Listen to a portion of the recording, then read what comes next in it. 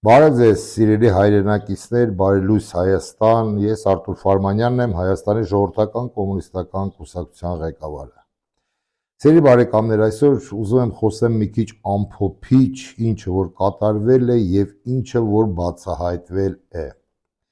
Երևի թե սկսենք մի տեսահոլովակից, որտեղ որ մի հայտնի աղջիկ, ակտիվիստ իրեն ընկերները Ամերիկայից ուղարկել են տեսանյութեր, որը եղել է դեռ 2022 թվականից առաջ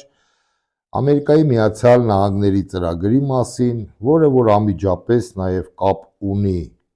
մեր Հայաստան երկրի հետ, խնդրեմ այս տեսահոլովակը նայեք մինչև վերջ, շատ հետաքրքիր փաստեր։ Зеленский все знал с самого начала. Представляете, какое я видео нашла благодаря нашим друзьям-американцам? Я думаю, що у всіх різні інтереси. У Заходу є ті, хто хоче, щоб ця війна йшла довго, тому що це буде виснаження Росії ціною України. Перевожу. На Западе есть силы, которые заинтересованы в длительной войне между Россией и Украиной. Они хотят ослабить Россию даже путем уничтожения Украины. Это видео было сделано до марта 2022 года, то есть еще до стамбульских переговоров. Это я смотрела шоу Джимми До, вот оригинал, можете поискать, посмотреть. Он говорит, Зеленский знает игру. 5 seconds after the war started, he knew what the game was. Знаете же эту фразу «США будет воевать с Россией до последнего украинца»? Я всегда думала, что это наша пропаганда придумала. Ну, прикол такой. Нет, это прямым текстом говорит сенатор США Линдси Грэхэм. А Линдси Грэхэм тем временем сейлсмен, то есть продажник американского военно-промышленного комплекса. Ну и дальше вы, конечно, все знаете, ну вот я как человек из либеральной повестки, я этого не знала. Я не знала, что 3 предложения о мире, о мирных переговорах исходили не от России, а от Украины. Зеленский трижды подавал запрос Путину о мирных переговорах. И каждый раз эти переговоры срывали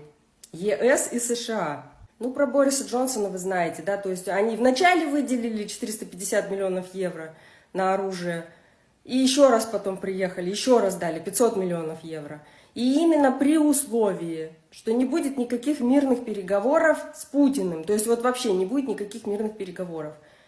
А иначе всю эту помощь отрежут. О, тут вообще нет никакого оправдания Зеленскому. То есть он буквально продал Украину за деньги. То есть вот это буквально ради вот этих 500, а потом еще 500 миллионов евро он продал украинские жизни. Слушайте, это все ерунда, это мы и так все знали. Я вам сейчас другое расскажу. Дело в том, что это все было на виду. Есть, оказывается, такая корпорация РАНД. Вот вам принтскрин статьи,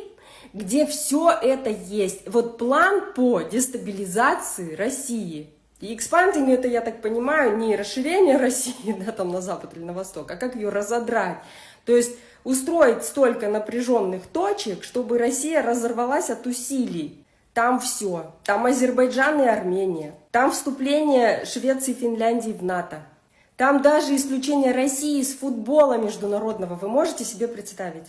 Это все план США как минимум с 2019 года. И вот то, что кажется какой-то случайной цепью событий, нет, нифига. Вот, ребята, можете в Google переводчики просто перевести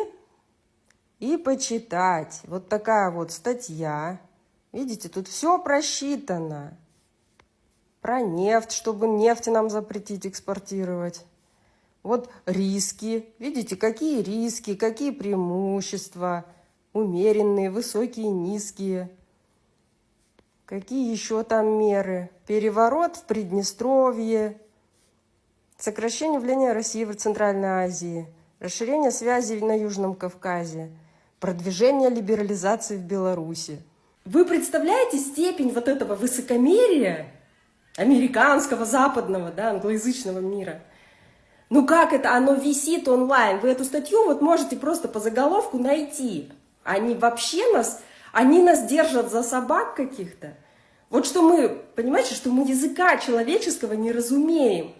Что можно при нас это все спокойно обсуждать, мы никогда не поймем.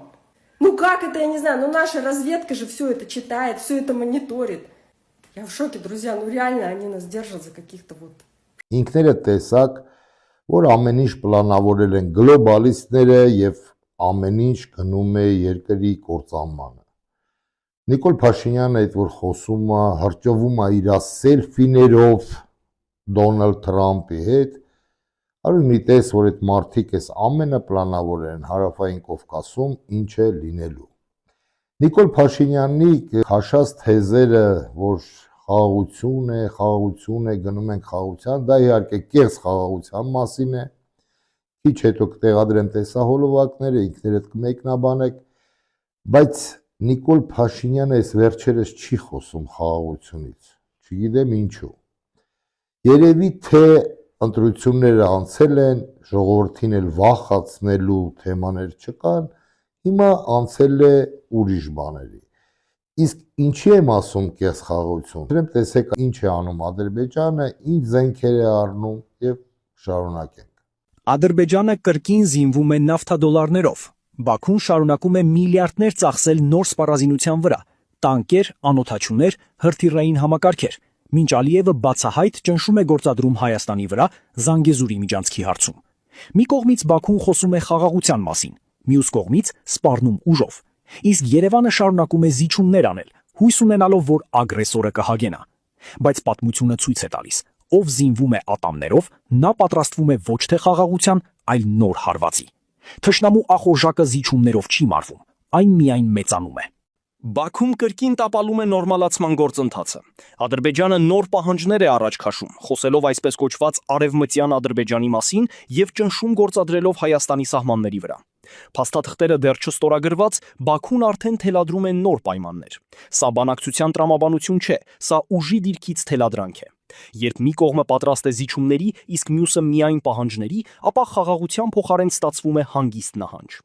Ադրբեջանի ռազմական պատրաստությունը մնում է բարձր, եւ դա պատահական չէ։ Թշնամին, որը խոսում է խաղաղության մասին, բայց պատրաստվում է պատերազմի, պետք է ընկալվի հենց այնպես, ինչպես սպառնալիք։ Ուր են 300,000 ադրբեջանցիները։ Մինչ իշխանական падգամավոր Արթուր Հովհաննիսյանը այսօր խորհրդարանում այս հարցն էր հնչեցնում, Նախիջևանի Օրդուբադ քաղաքում այդ նույն րոպեներին ընթանում էր այսպես կոչված վերադարձ արևմտյան Ադրբեջան 3-րդ փառատոն համաժողովը, որին մասնակցում էին նաև գիտնականներ եւ բարձրաստիճան պաշտոնյաներ։ Բաքուն արևմտյան Ադրբեջան է անվանում Հայաստանի ինքնիշխան տարածքի մի մասը։ Համաժողովի ժամանակ ադրբեջանցիները ոչ միայն Հայաստան իրենց վերադարձի ցանկությունից խոսեցին, այլ նաև հստակ պահանջներ, ուղիղ սպառնալիքներ հնչեցրին Երևանի հասցեին։ Ադրբեջանի պետական լրատվամիջոցները Երևանից պատառիկներ են ներկայացնում միջոցառումից։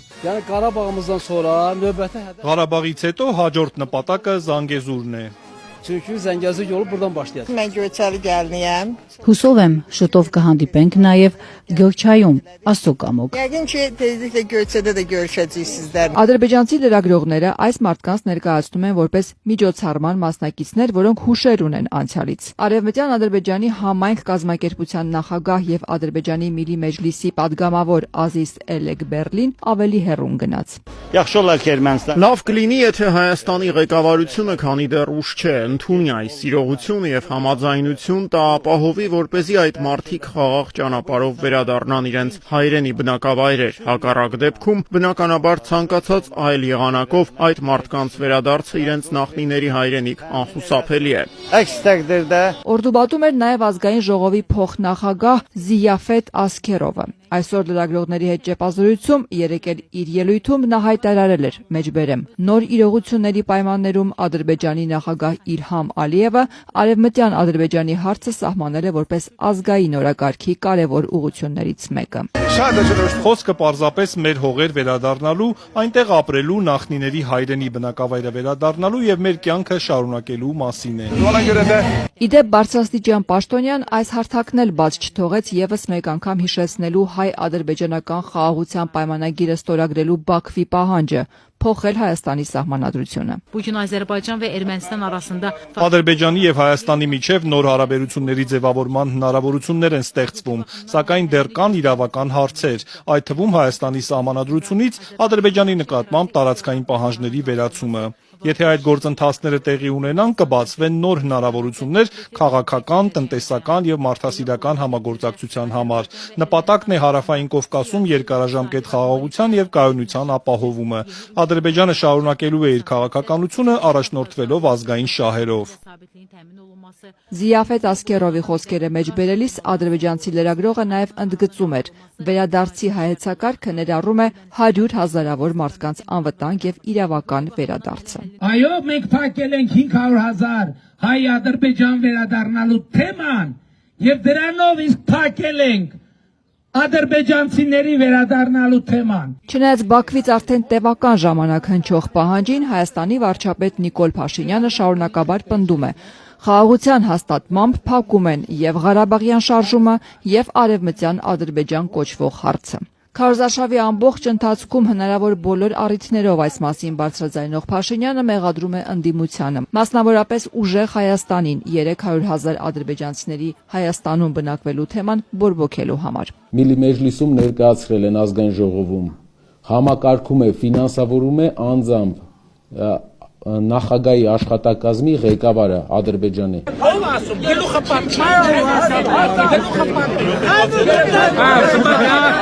Ու մինչ այս թեման Փաշինյանին հաճախ դրդում է էմոցիոնալ ելույթների, Բաքվից շարունակում են ամենաբարձր մակարդակով թեժացնել այն։ Ադրբեջանական Օրդուբադում 3 երկրի կրթության եւ գիտության նախարար Էմին Ամրուլաևը հստակ ուղերձ է ուղղել գիտական եւ կրթական հաստատություններին։ Naxçıvan Dövlət Universitetinin rolunu xüsusi Արևմտյան Ադրբեջան թեման դարձել է կրթության եւ գիտության հիմնական ուղղություններից մեկը։ Նախարարության կողմից պատրաստվող կրթական ռեսուրսները եւ ուսումնական նյութերը բաց են հասարակական քննարկման համար։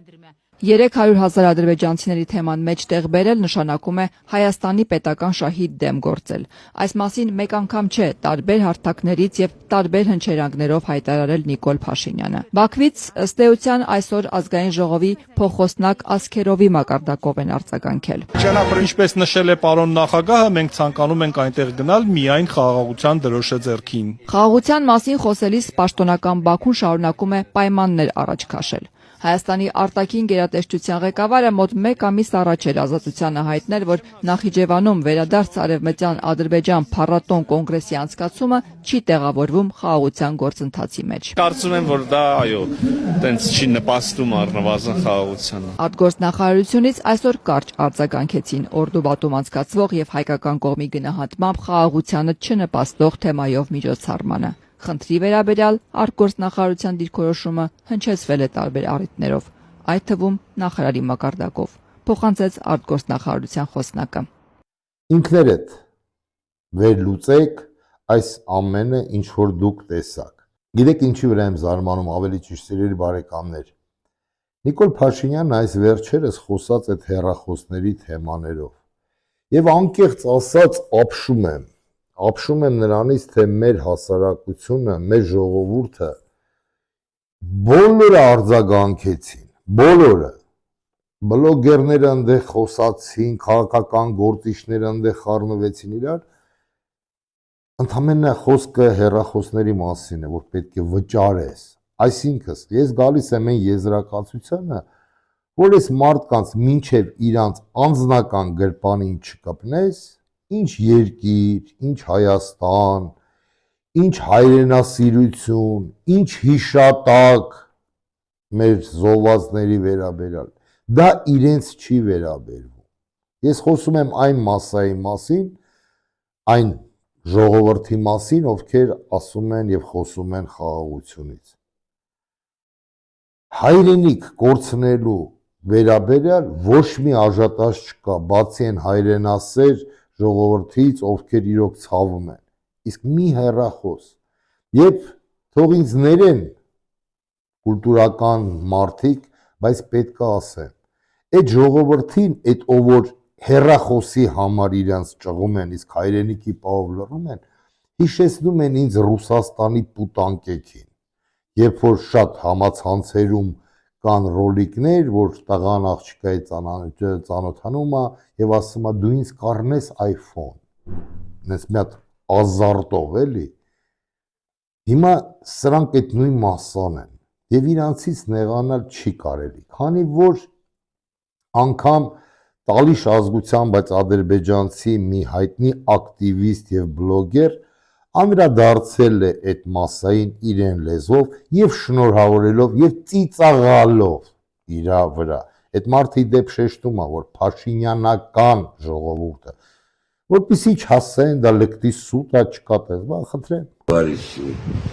я всех вас поздравляю с знаменитым сегодня день, очень знаменательный день сегодня, так как новые азербайджанцы, которые становятся азербайджанцами, армянское население начало становиться азербайджанцами. Потому что, зачем это я так говорю? Потому что я 39 лет прожил в Азербайджане. Я никогда не мог себе представить, что я когда-то буду говорить, что я азербайджанец. Я утверждаю, что я талыш. Потому что это так и есть. Я по национальности талыш. Но моя родина это Азербайджан. К сожалению, сегодня я вижу армян, которые именно знают, что они идут к новой национализации. Вы становитесь азербайджанцами, товарищи пашиняновские армяне. Я вас поздравляю. И ждите, ждите. Сейчас резко риторика поменяется. Я же вам говорил, сейчас вы, которые хотите, блядь, мира, вы надеялись, что будет мир, Пашинян, это залог мира. Теперь вы увидите, блядь, как вас будут генетически менять. Вы будете становиться азербайджанцами. И вас тоже будут называть где-то азерами. Поверьте мне, вы тоже будете азики. Так что я вас поздравляю, новые азербайджанцы армянского происхождения. Я рад, что наши ряды пополняются. В Азербайджане много национальностей, которые говорят, что они таты, курды. Вот, они не говорят, что они азербайджанцы. Да, они живут под азербайджанским флагом. Они так, как вы, пашиняновские, такого не делали. Вы конкретно берите флаг Азербайджана, переходите в эту сторону. Так будет правдоподобнее и легче вам жить среди тех армян, которые, блядь, именно настрадались от этого режима. Понимаете, да, Алиевского. И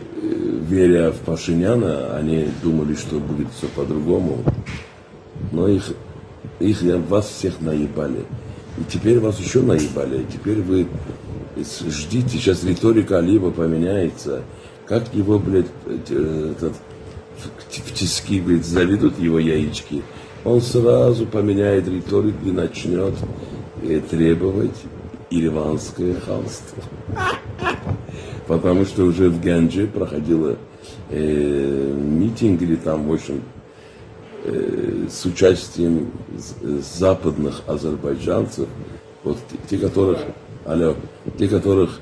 дали развиваться в Азербайджане. Почему-то и вправду еразы, которые открыли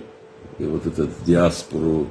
западных азербайджанцев, их арестовали, избили, лишили их этой диаспоры, а поставили на эту диаспору других людей.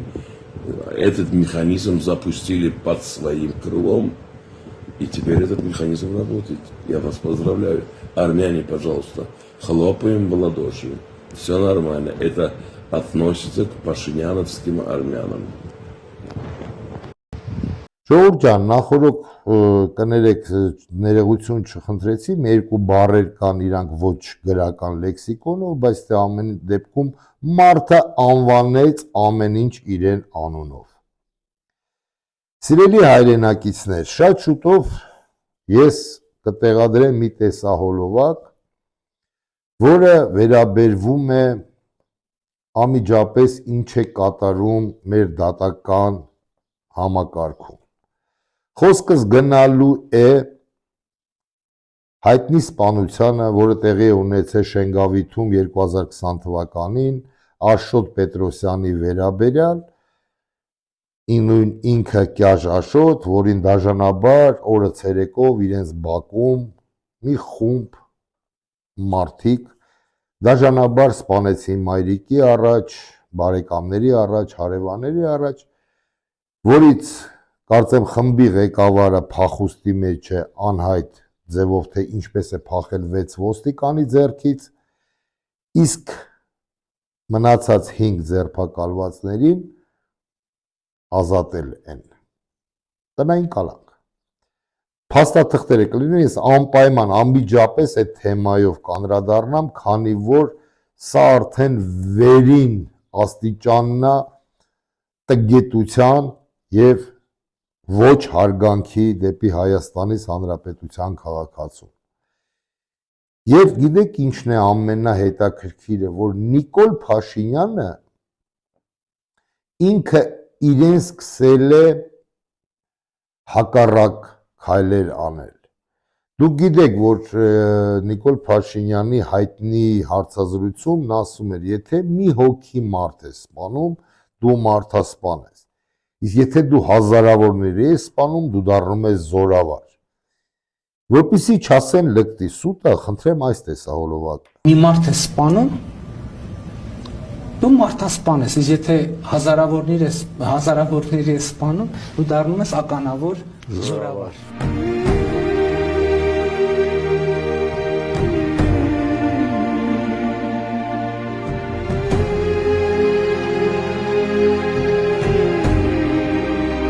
Հիմա Նիկոլ Փաշինյան, ոչ բարով Հայաստանի վարչապետ, հարց քեզ, մի հոգի է սպանել, մի հիանալի ազնվորություն, որը մեծ հարգանք եւ պատիվ էր վայելում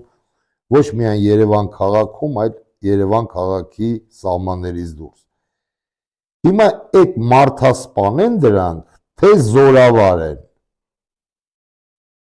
Դու տարար երեխեքի գլուխները կերար, Նիկոլ, դու եւ քո խումբը, փաստը մնում է փաստ,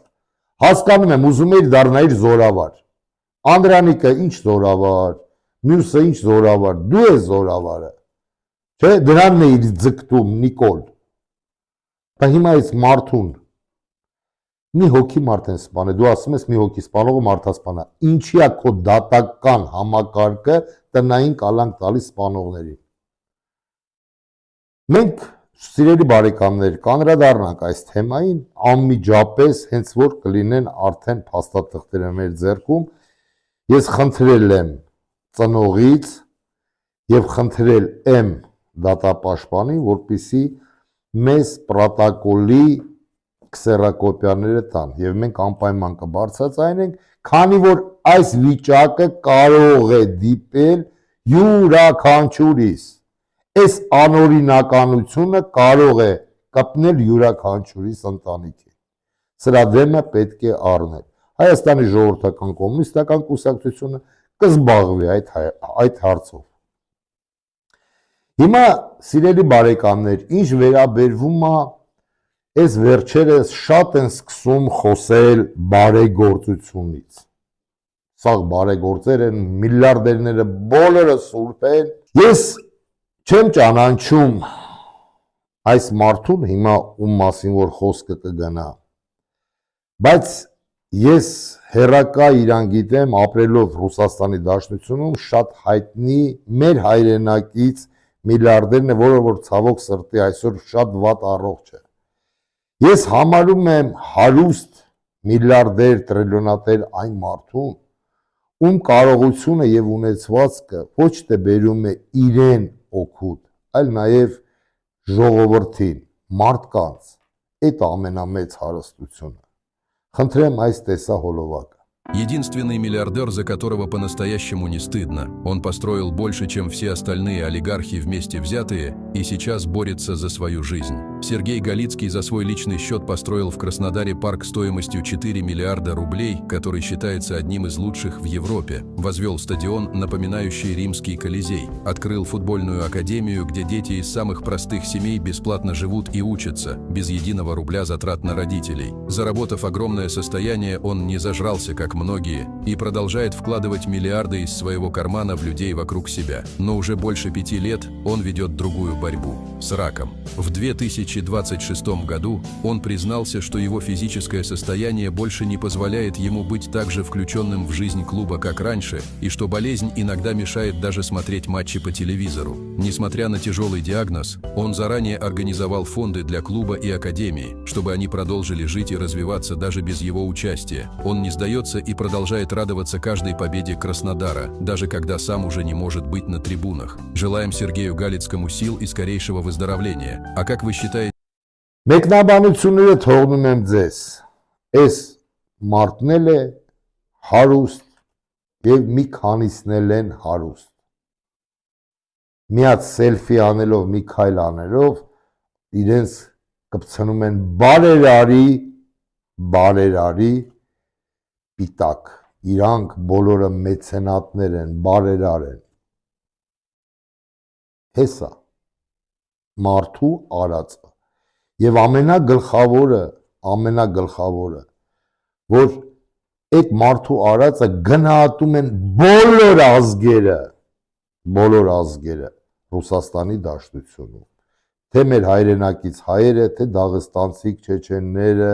ռուսները, կազակները, բոլորը,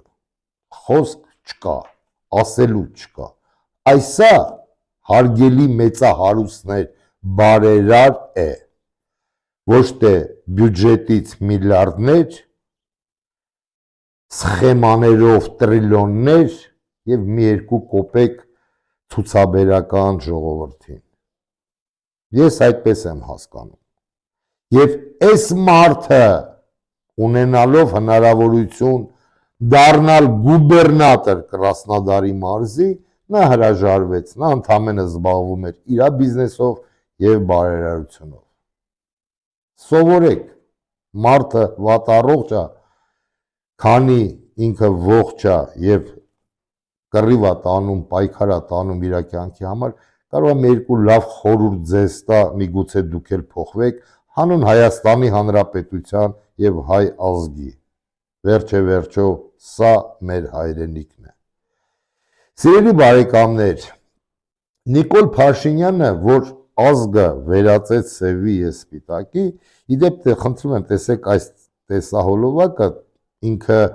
այնպիսի մի բան է, էլի կակրաս այսօրվա մեր կյանքն է, ոնց են մաղում ազգին, խնդրեմ։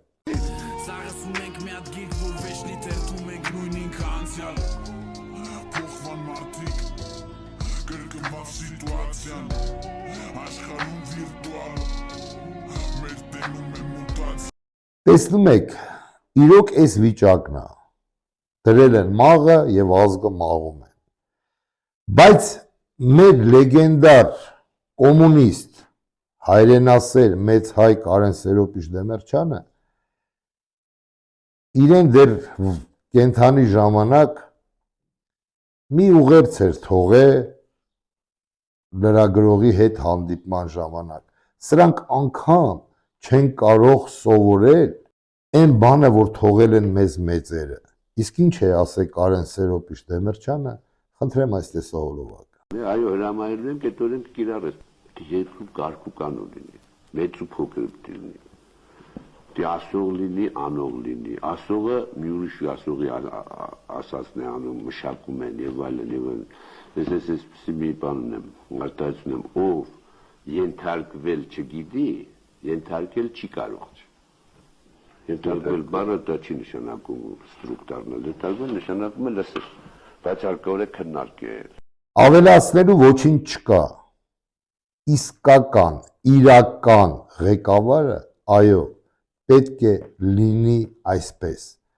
որ եթե դու կարող ես ենթարկվել, ապա դու կարող ես պահանջել, որ ենթարկվեն քեզ։ Այդ ժամանակ կլինի կարգ ու կանոն։ Եթե կա հարգանք մեծի նկատմամբ, կա սեր քո ժողովրդի նկատմամբ, ամեն ինչ լինելու է տեղը տեղին։ Դրանում կասկած չունենք, որի մասին Հայաստանի ժողովրդական կոմունիստական կուսակցությունը եւ ես Արտուր Ֆարմանյանը բազմաթիվ անգամ ասել եմ։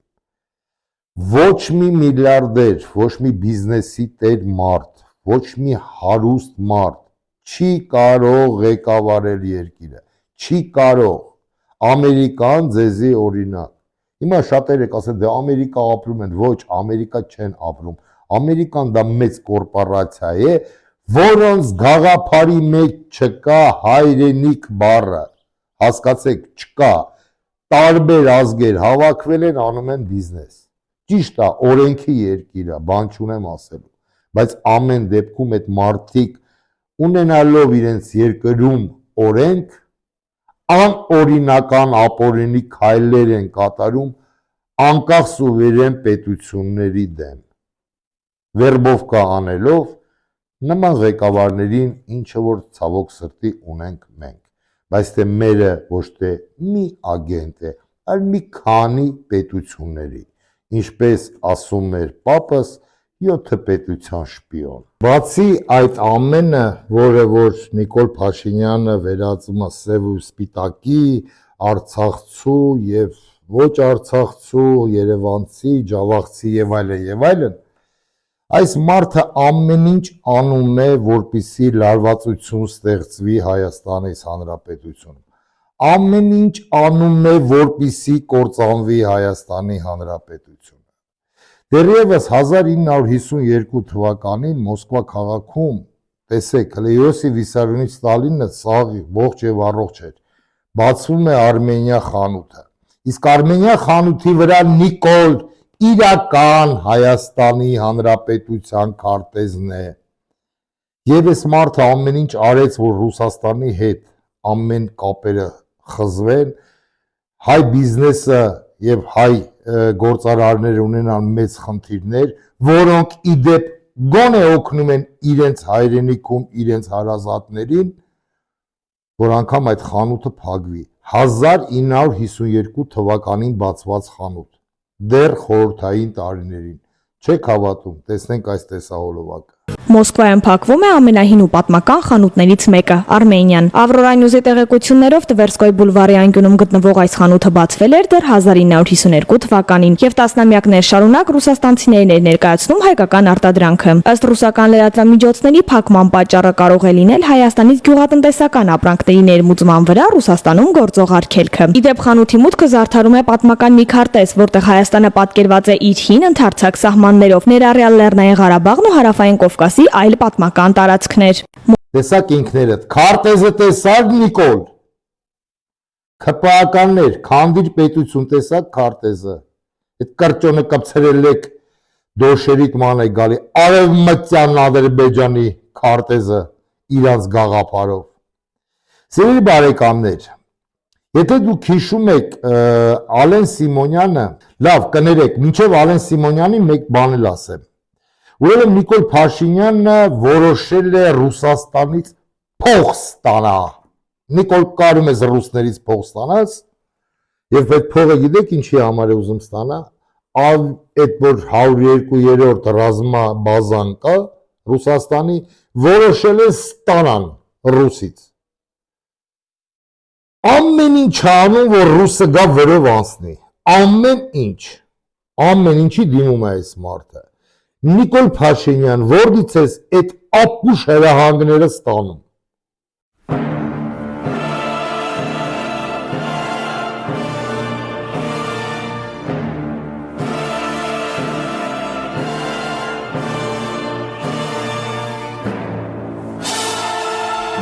Դե ապուշ չի, իրանց համար նորմալ է, Հայաստանը պիտի ոչինչ անա, այլ ձև չկա, չէ։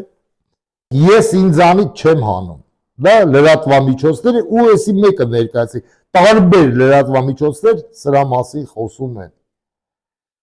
Ըստ օդում պտտվող լուրերի Նիկոլ Փաշինյան, ինձի չես ասա այդ բանը։ Հիմա Ալեն Սիմոնյանի մասին էր խոսքը։ Ես այն ժամանակ, երբ որ սրանք հայտարարեցի, որ միթոմ հաղթել են ընտրությունները, ես ասեցի ով կլինի ինչ պաշտոնի։ Դե Նիկոլ Փաշինյանը բնական է կլինի վարչապետ, Ռուբեն Ռուբենյանը վաղուց էր սիրում, ուզում է իր պապայից առաջ անցնի։ Էնի դե ժամանակները փոխնախագահ է եղել, ոնց որ իր այս զավակը չարաբաստիկ նախագահ է ուզում դառնա ազգային ժողովի։ Ասեցի հիմա տեսեք, հեսա սա լինելու է, քանի որ առաջի տեխնացուն նա է։ Իսկ Ալեն Սիմոնյանը, հեսա կասեմ Ալեն Սիմոնյանը ինչեր ասե, Ալեն Սիմոնյանը ամբիցիաներ ունի եւ կդառնա երկրի նախագահ։ Բայց այնքան ուղեղը չի հասնում Ալեն Սիմոնյանի, որ նախագահ ալես ինչ անես։ Հենա քեզնից առաջ մեկը առավոտից իրիկուն ներողություն էր խնդրում Ալիևից։ Հենա պիտի շարունակես, էդ է քո գործը։ Նախագահ, առանց պաշտոնի, առանց վլաստի նախագահ, ում ա պետք։ Ալեն, էլի մտածում էի, որ դերասան չես կայացե, գոնե մտել ես քաղաքական դաշտ ուղեղդ մի քիչ ավելացած կլի։ Չէ, նույն Ալենն ես։ Որպեսզի Ալեն Սիմոնյանը չնեղանա, թե ինչու է նա նույն Ալենը, ես հիմա հիմնավորեմ, սիրելի հայրենակիցներ։ Ես առանց փաստերի չեմ խոսում։ Եթե հիշում եք այն մեր հայրենակցուհին հղի աղջկան, ում որ կորտեժը գցեց Նիկոլ Փաշինյանի իր ավտոմեքենայի տակ եւ աղջիկը եւ չծնված երեխան մահացան, Նիկոլ Փաշինյանը ասեց. ես չեմ գցե, վարչապետի կորտեժն է գցե։ Հիմա որպեսզի դուք հասկանաք, թե սրանք նույն բանը ոնց են խոսում, քանի որ ծրագրված է մի տեղից, հասկանում եք, սրանք ստանում են ու խոսում են։ Հիմա հիշենք Ալեն Սիմոնյանին, որը որ ասում էր ժողովուրդը հացի կարոտ է, ինքը ժամանակ գրդոն էր անում, գրդոն։ Տաքսավատ էր անում, որպեսզի գոյությունը պաշտպաներ, անդուր, փնթի, կեղտոտ վիճակ։ Հեսա կտեսնեք ինքներդ, որ չասեն լկտի սուտ։ Բայց հետո անցնելով իշխանության Ալեն Սիմոնյանը ասեց հետևյալը, որ այդ կորտեժը, ինչի դեմ որ նա պայքարում էր, իրանը չի, դա նախագահի պաշտոնը զբաղացնող մարդունն է։ Չեք տեսնում նմանությունը, ընդե կորտեժը գցում է, դա վարչապետի կորտեժն է գցել, Նիկոլինի պրիչոմ,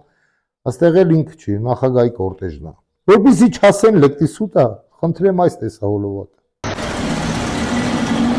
50 դրամը մեկ հացի ուղիղ կես։ Իսկ մենք այսօր հացի խնդիր ունեցող երկիր ենք, ու դնել մարդուն ասել, գիտես ինչ, դու պետք է այսօր քո հացի եւս կեսն էլ տաս պետությանը, որ որոշ մարդիկ գեր շահույթներ ունենան եւ բազմաթիվ մեքենաներով իրանց հետևից տիկնապահներ պտտեցնեն, հա, մեծ շարժիչներով մեքենաներով, մի քիչ անարդար է, եթե չասեմ ավելի խիստ։ Շնորհակալություն ստեսում։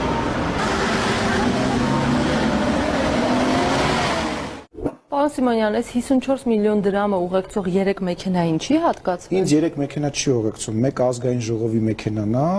ազգային ժողովի սպասարկման համար է, երկուսը անվտանգության աշխատակիցների համար է։ Երկուսը ձեզ են ուղեկցում։ Ուղեկցում են այդ մեքենան, որի մեջ ես եմ, որովհետև իրենք չեն կարա չուղեկցեն։ Այսինքն դրա այլընտրանքը որն է, ես անկեղծ չեմ հասկանում։ Տեսակ ինքներդ։ Ես Կոմինզանի չեմ հանում։ Եվ եկեք հիմա այս մարդուն համեմատեք այն մարդկանց հետ,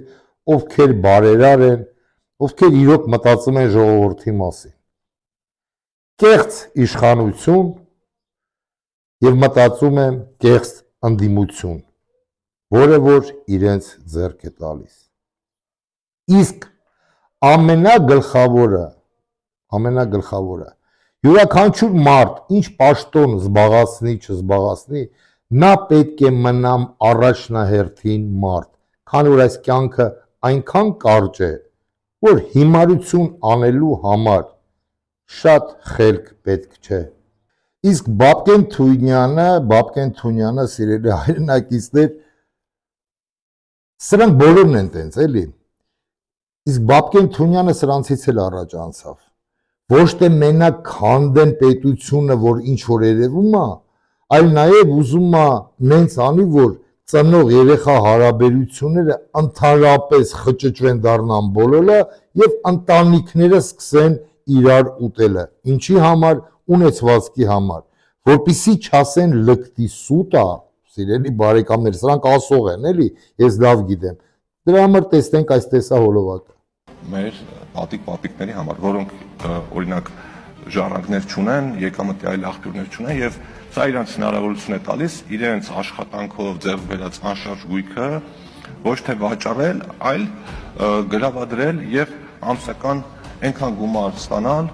որ իրենց կարիքները բավարարվեն, ճամփորդել, գնալ հանգստանալու միայնակ ապրող։